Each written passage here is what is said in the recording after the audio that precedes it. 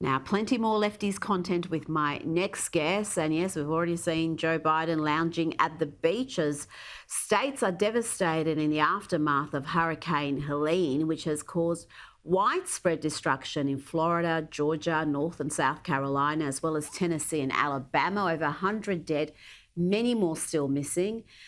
President Trump has been on the ground. He's been speaking with those involved in rescue efforts.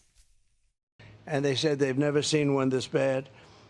Valdosta has been ravaged. The town is very, very badly hurting, and many thousands are without power. They're running low on food and fuel. We'll endure. We will rebuild Valdosta and every other town that has been so badly hit, and we'll emerge stronger, more united, and more prosperous than ever before. You're going to be stronger, better. You're going to learn a lot from it.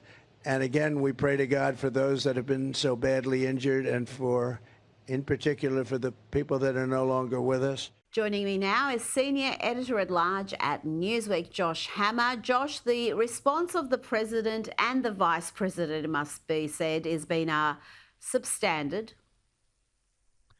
Yeah, I mean, that might qualify as the understatement of the century, substandard. I mean, Kamala Harris, I suppose, was bothered on social media to stage this photo op where she was trying to bamboozle the masses here into thinking that she was actually doing something. But in this photo, as some very astute people on X pointed out, she has those iPhone earbuds that plug into your phone, but her phone is on the desk and she's pretending to be on a phone call. It's not even plugged in. It's not even plugged in. And there's a piece of paper in front of her as if she's taking notes from the FEMA director. It's a blank piece of paper.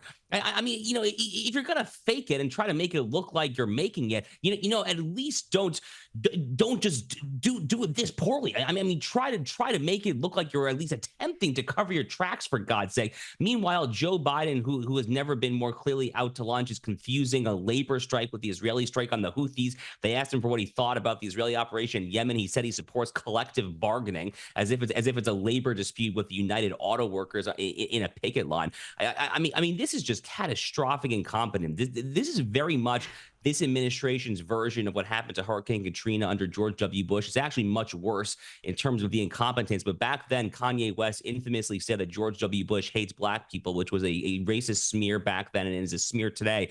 But this very DEI so-called equity-obsessed administration on the FEMA website today. I took a look earlier and I noted that they have diversity listed as their #1 goal for the agency or agency for federal disasters. You know, this equity-obsessed administration is currently leaving behind overwhelmingly, disproportionately working class and poor white people in Appalachia in North Carolina. It is a horrific, horrific look this close to an election.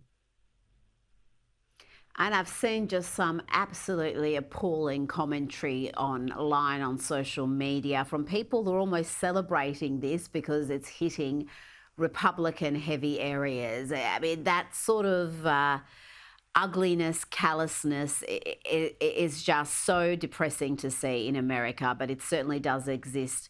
Now, moving on, Josh, we've also seen some interesting polling numbers regarding the Hispanic vote in America. Listen to this breakdown of the data from NBC's Steve Kornacki. We ask a basic question of Hispanic voters: which party do you more identify with? 37% now say Republicans, 49% say Democrats. But again, look at how this has shifted in just the last dozen years. In 2012, this was a 41-point advantage for the Democrats. It has come all the way down to 12 points, Kristen, a 29-point drop in terms of that gap there on which party Hispanics identify with in just 12 years. And Josh, I wouldn't be surprised if those figures are actually even closer on election day. What do you think has been behind this trend? It's a fairly dramatic realignment in just 12 years.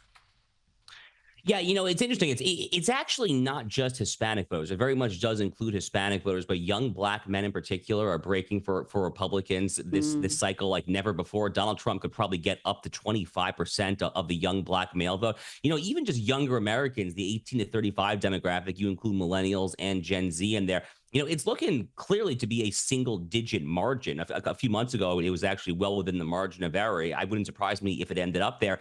The Hispanic vote has been shifting very slowly but very steadily towards the right for a very long time now. Hispanic people in America are disproportionately Catholic. You have some evangelicals. They're good common sense individuals who don't like being pandered to. And the Democratic Party, when it comes to Hispanic voters, they try to pander them by just encouraging more illegal immigration. There are a lot of problems with that. One, it's deeply infantilizing and belittling to assume that just because you happen to share a native language, among other things, with someone, then you support people entering the country illegally.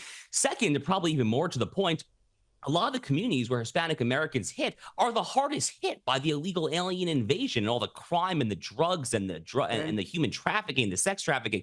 So it's a totally toxic stew right now. It's interesting. If Donald Trump wins this election, which I actually do predict that he's going to do, he's going to do so with essentially a multi-ethnic working class coalition, the likes of which the Republican Party has really never had in modern times. And, again, as someone who I hope that he wins, I just hope that he keeps it up.